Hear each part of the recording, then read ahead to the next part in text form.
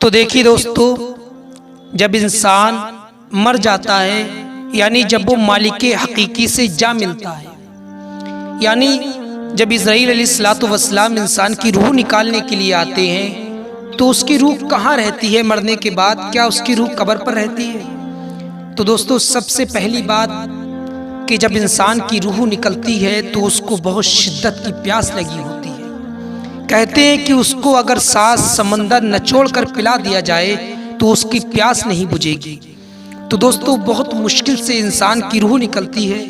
और इन फरिश्तों की शक्लें कैसी होती हैं तो आप जानते हैं कि जैसे मरने वाले के आमाल वैसे ही उनकी शक्लें होती हैं दोस्तों।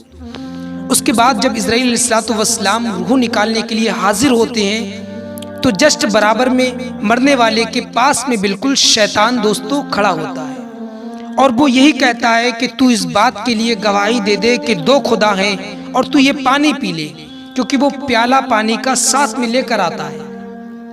लेकिन मरने वाला दोस्तों नहीं कहता, क्योंकि अगर वो कहेगा तो वो फौरन काफिर हो जाएगा। तो दोस्तों, इसीलिए कहते हैं कि मरने वाले के पास कलमाए तैयबा का विर्द करा जाए, यानी ला इलाहा इल्लल्लाह उसके पास पढ़ना चाहिए। पर दोस्तों, उससे पढ़ने के लिए ना कहा जाए, क्योंकि वो शैतान की बात का इनकार करेगा कि मैं इस बात की गवाही नहीं दूंगा कि दो खुदा हैं, और आपको ये लगेगा कि हम उससे कलमा पढ़ने के लिए कह रहे हैं, इसलिए कलमा पढ़ने का इनकार कर रहा है। तो हमें उससे कलमा पढ़ने के लिए बिल्कुल नहीं कहना है। अब आगे दोस्तों क्या होता है? उसके बाद जब इज़राइल अलैहिस्सलाम उसकी रूह निकालते हैं और रूह निकाल लेते हैं, तो निकालने के बाद दोस्तों रूह कब्र पर नहीं रहती, बल्कि दोस्तों रूह जिस घर से निकलती है उस पूरे घर के चक्कर काटती है और रोने वालों को देखती है और रोने वालों से ये कहती है कि आप क्यों रो रहे हैं? आखिर ये क्या सबब है, क्या वजह है कि तुम रो रहे हो? ऐ रोने वालों, ऐ रिश्तेदारों, तुम मेरे लिए ये दुआ करो और तुम मेरे लिए जिक्र खैर करो।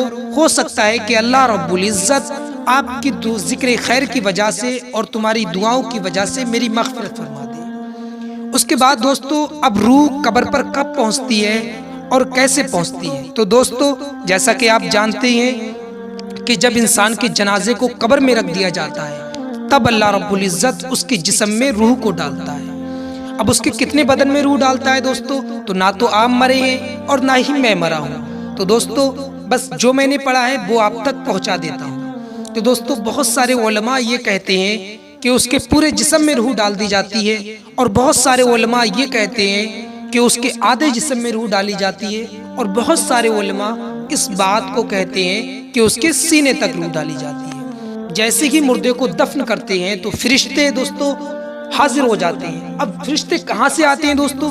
तो ये आप बेहतर जानते हैं। ना तो फरिश्ते सामने से आते हैं और ना दोस्तों फरिश्ते आगे से आते हैं, ना फरिश्ते दोस्तों ऊपर से आते हैं, बल्कि फरिश्ते दोस्तों कब्र चीर कर नीचे से आते हैं और आने के बाद सवाल पूछते हैं। अब कितने सवाल पूछते हैं, कौन से सवाल पूछते हैं, क्या सवाल पूछते हैं और कौन सी ज़बान में पूछते हैं? अगर आपको ये जानना है तो हमारी अगली वीडियो ज़रूर देखिए और इस वीडियो को लाइक कर एक कमेंट ज़रूर करना।